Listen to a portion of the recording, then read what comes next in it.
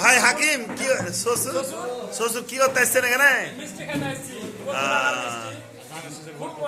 না ধানের শীষের ভোট করতে এসে যাবা কার?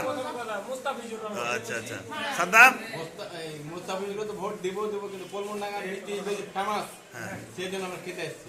আচ্ছা সেলিম ভাই মিষ্টি খেতে মন চাইছে তাই আসছি। গুলবার মিষ্টি খেতে মন চাইছে তাই কলমডাঙ্গা আসছি। কাজিম মিষ্টি খাওয়ার মন চাইছে তাই মিষ্টি খাওয়ার জন্য আসলাম। ভাই দেলোর ভাই কিছু বলেন?